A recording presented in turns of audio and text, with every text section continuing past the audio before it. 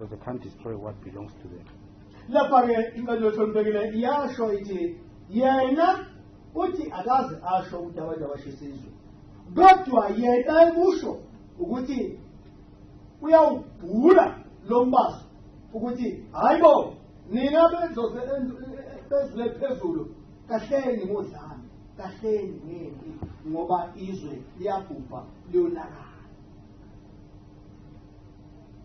The fourth part is when he was wrapping up, when he was asked to comment about the recurring violence in the country, especially in KZN and Gauteng, particularly in Johannesburg. He gave a direct answer to say, I'm not part of the riots,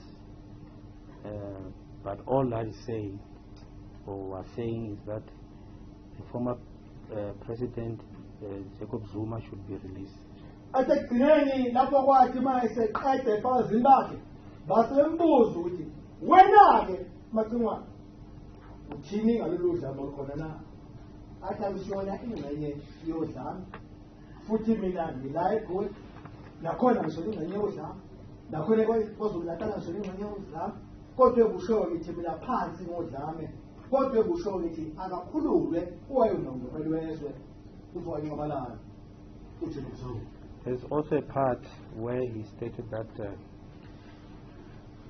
if that doesn't happen, people can descend to where he's sleeping or where he's detained, and he's inviting everybody, weak,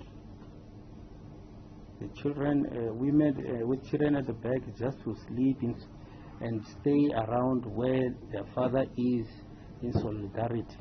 Kulendawo ke lapho abe esethi enkulumeni yakhe unqena isizwe sonke abagulayo zinhlanya izaguga bomkhulu omama bayithwele abaphethe ingane bonke abantu abangezwa indlela ezenzakayo abahambe baye lapho esikhona lapho lokwenqabala la agcilwe khona abaye bayoqhinqa akati abayoshisa uthi abaye bayoqhinqa ushithi bayohlala baze bamdedele okwenqabala.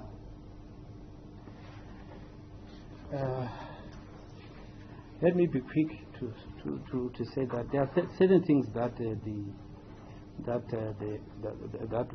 are said that could be interpreted to be wrong, that were done by the accused. Khona izinto ezinye ongathiwa mazitoliwa zitoliwa ngokuthi ke zabe ziphutha ezenzwe umsomo. Right. Firstly, the criticism of the judgment or the ruling made by our courts.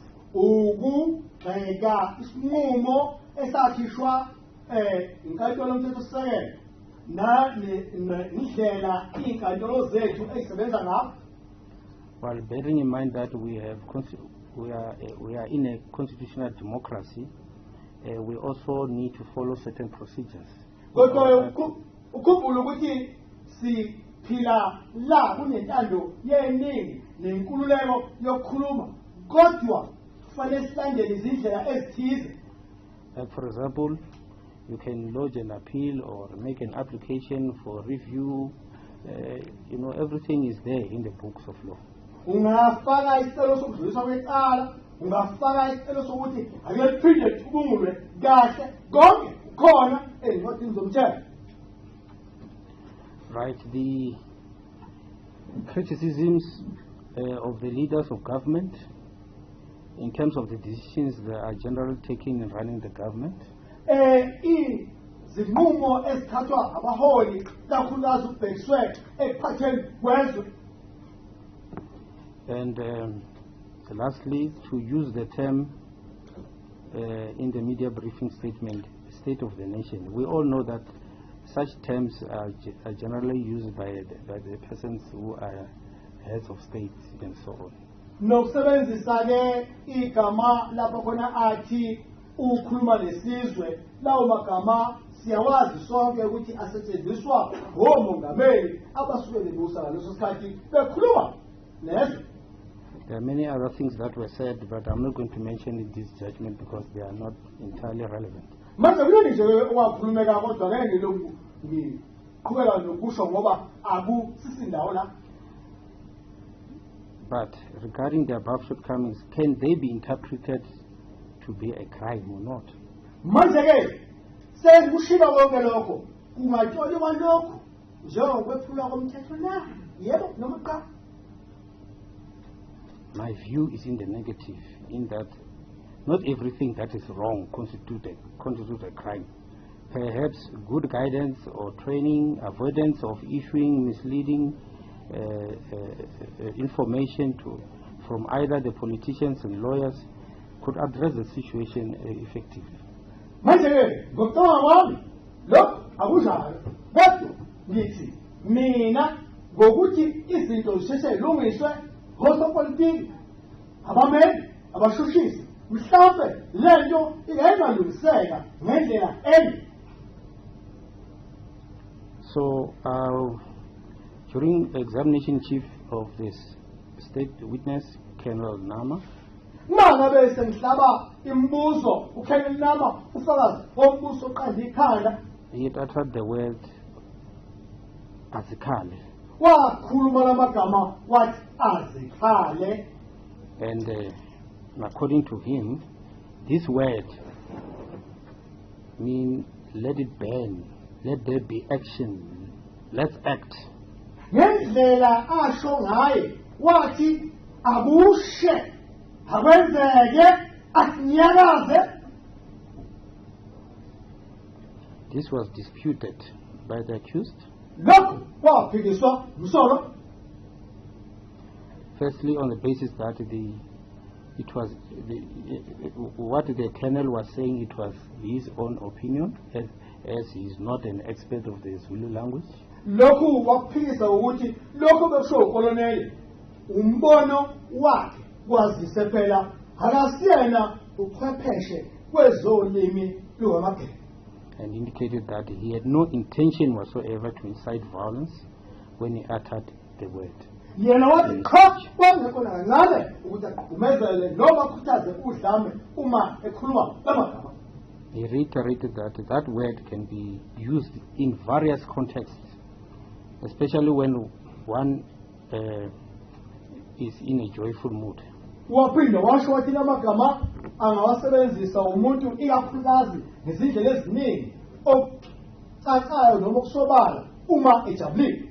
I, as a court, am mindful of the fact that the word was also interpreted by the interpreter, Mr. Wonke, to mean can be anything.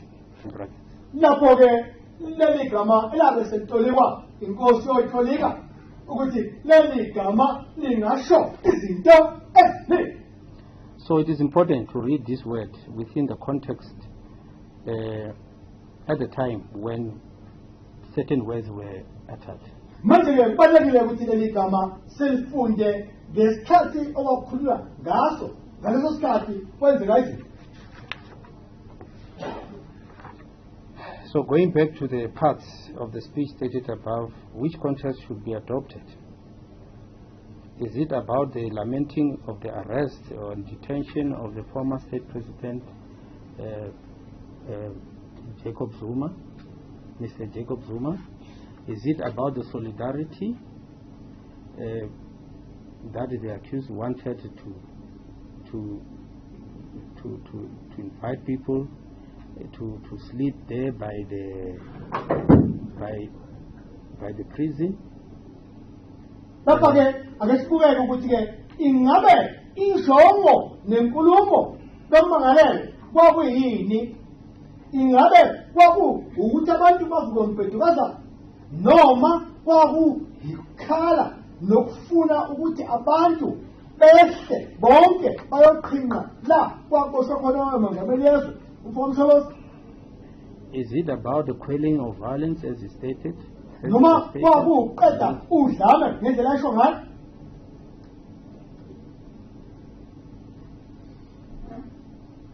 In the same speech, he expressly stated that he was not part of the riots that were taking place. Uya lenkulumo uyasho ukuthi wayengesiyona ingxenye yombhedukazane noma udlame olulukhona ngaleso sikhathi.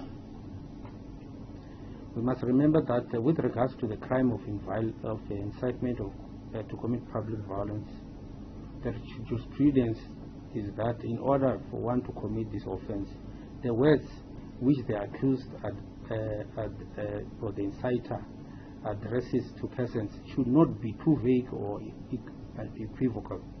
They must be specifically concrete, specific, so that the persons will know what they are incited to do. Manje kufanele sikhumbuleke ukuthi uma sikhuluma ngendaba yokwenziwa kwecala, uma kuthiwa umuntu ugqugqumezela udlame noma uphehla udweshu ngaphakathi kwesizwe, kufanele lawo magama acace bha ukuthi ngempela lo muntu lento ayikhulumayo ubatshele abantu ukuthi mawavuke umbhedukazana. Akungabi nje inkulumo ethathwa ngokuthi isho ukuthi kufanele kube nenjongo nokuzwakalayo ukuthi ngempela lokho kusho ukuthi abantu abenze lokho. Another feature that is important is that the charge sheet did not really specify the conduct itself of incitement. What did you do? What did you say? La okunye sikubhekayo noma incwadi oyithoswa ngayo amacala ayizange ikubeke ukuthi wena msolwa wenze lokhu nalokhu uma sithi ugqugqumezele udlame. If it was about the word, Icala, but the court is mindful of the fact that it's not always necessary to say it. But there is case law that says where an offense can be committed in more than one way, the specific manner in which the accused allegedly committed the offense must be stated in the charge sheet. Iyakwazi lokuthi akusingaso sonke isikhathi la ebekwa khona le ndaba, kodwa kunomthetho olandelwayo la nxashana kuthiwa uma umsolwa esolwa ngokuthi wenze okuthize ngey'ndawanyana ezahlukene, kufanele lokho kubekwe cace bha. So the question of the accused's intention still remains questionable. Manje ke la injongo kamsolwa ise lokhu iso ngaba zanele.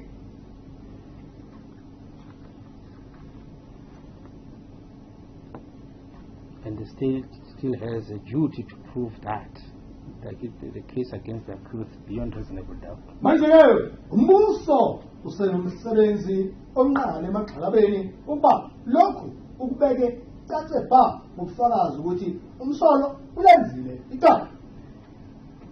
The accused version in the nutshell is that his intention was to quell the violence rather than to exacerbate it. Umsolwa othi yena okwakhe kwakukhuza umbhedukazane nodlame kunokuthi agqumezele. After having taken all that into consideration, sengike aqoqa konke ngathatha ngabheka ngacubungula lokhu, it is therefore my determination that the accused version is reasonably possibly true. Manje ke ngithatha isinqumo sokuthi lokhu okushiwo umsolwa kungenzeka ukuba kube yiqiniso. And also that the state did not discharge its honors of proving the case against the accused beyond reasonable doubt. Nanokuthi ke umbuso awuzange ukwazi ukuthi unikeze ubufakazi oqanda ikhanda ngaphandle konke abazali umsolwa.